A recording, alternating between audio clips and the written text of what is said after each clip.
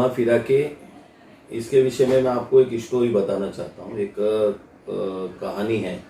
एक राजा के पास एक गाने वाला पहुंचा, तो वो गाना गा रहा था। राजा को बहुत अच्छा लगा।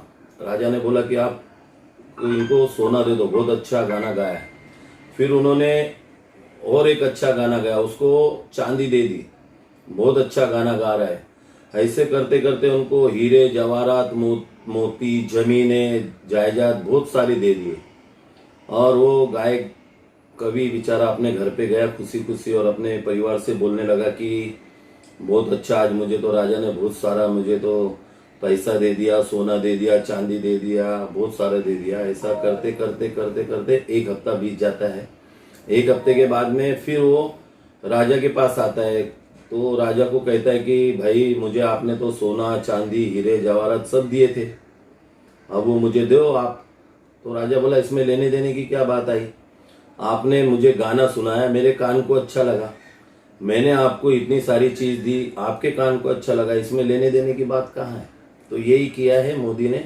20 लाख करोड़ का जो पैकेज दिया है, हकीकत में जमीन पे उतरना चाहिए। सबसे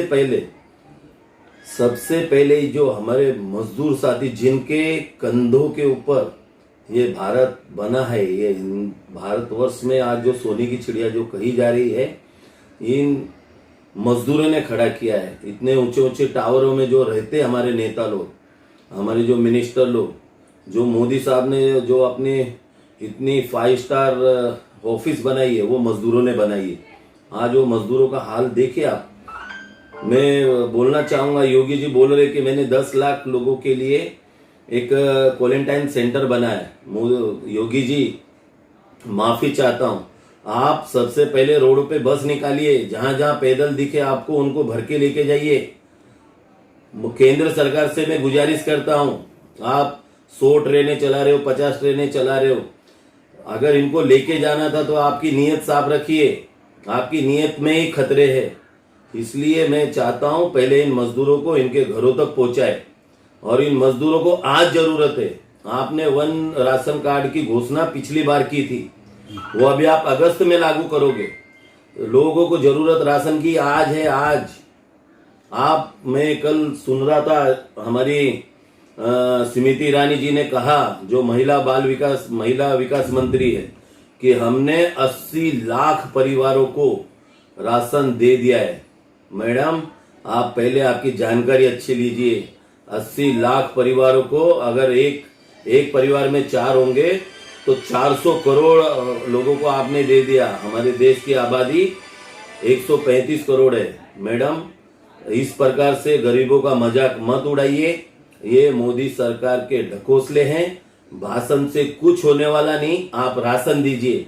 भाषण आपने बहुत दे दिए, भाषण दे दे के आप यहाँ तक आए हो। अब ये चलेगा नहीं। मजदूरों को आप उनके घरों तक पहुंचाइए।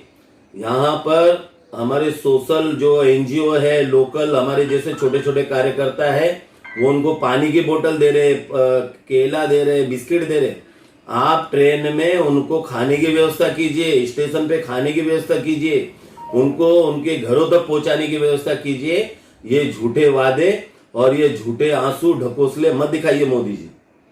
अच्छा, मजदूर जो आज भी जा रहे हैं, लगता है कि तकलीफ आएगी जो बड़े शहर है उसको, मजदूर रहेंगे नहीं, काम ठप हो जाएगा, लग रहा है? देखिए, ये इस देश को बनाने में मजदूरों का बहुत बड़ा हाथ है।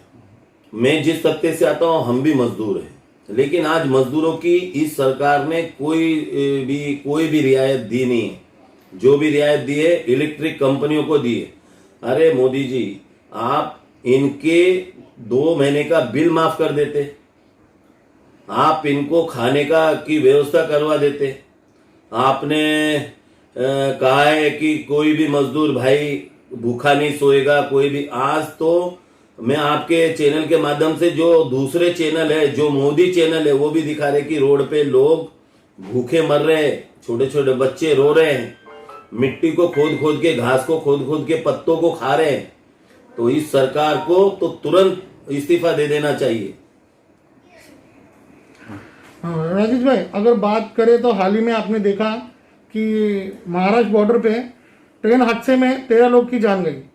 उसके बाद अभी और आपने एक समाचार में देखा होगा कि हाईवे पे एक बस दुर्घटना से काफी लोगों की जान गई।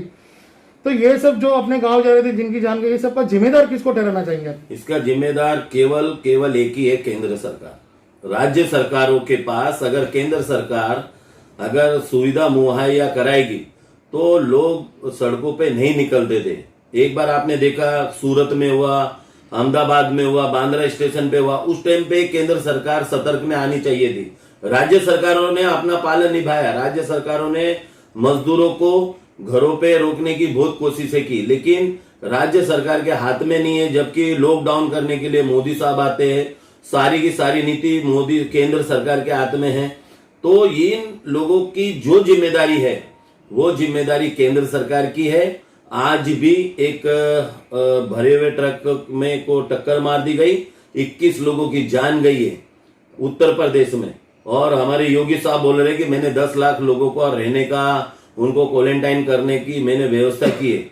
ये केवल बातों से, भाषणों से ये देश नहीं चलेगा।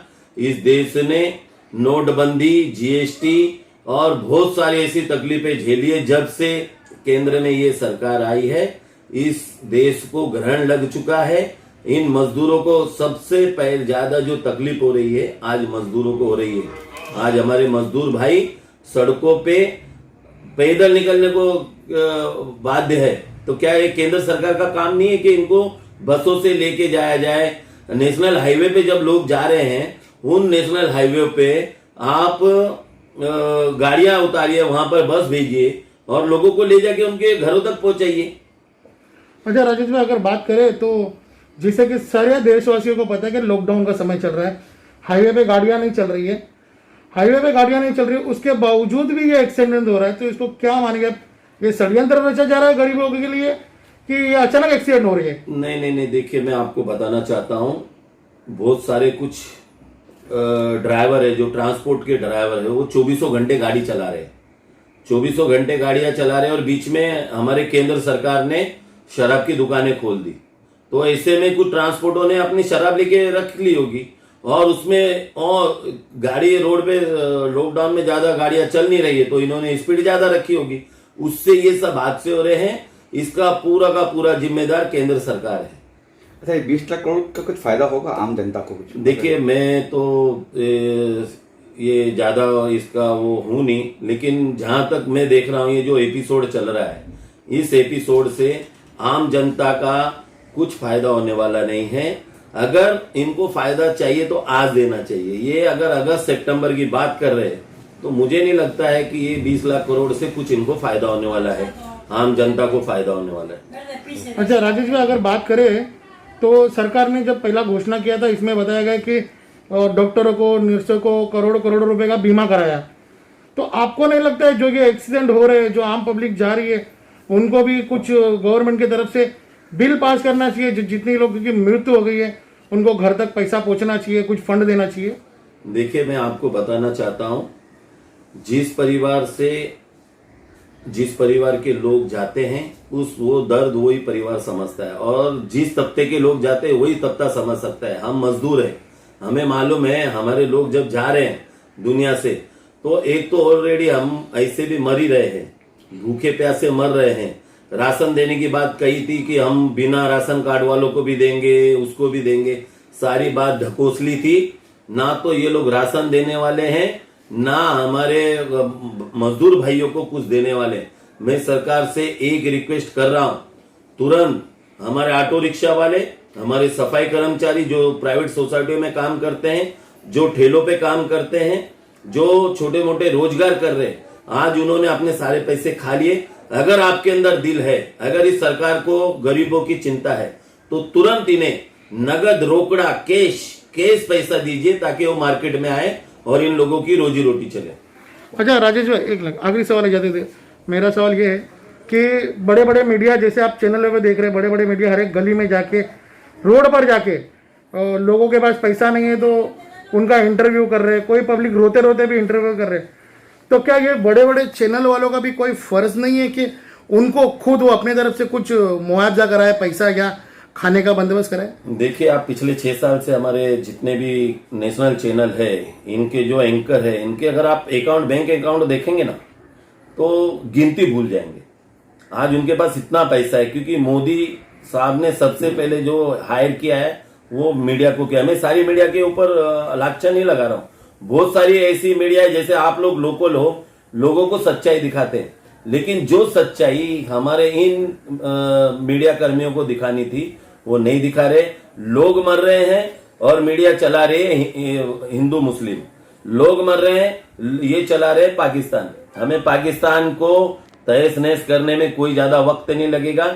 हिंदू मुस्लिम की आप बात मत कीजिए, इंसानियत की बात कीजिए। इंसानियत के नाते मैं सभी चैनलों के माध्यम से कहना चाहूंगा कि हमारे मीडिया कर्मी जो इस देश का एक स्तंभ है, चौथा स्तंभ हमारा मीडिया है, उनसे मेरी गुजारिश है आप सच्चाई दिखाइए। मैं कोई कांग्रेस पार्टी का, कोई बीजेपी का, कोई किसी भी शिवसेना का, किसी की कोई पक्षधार नहीं कर रहा हूं।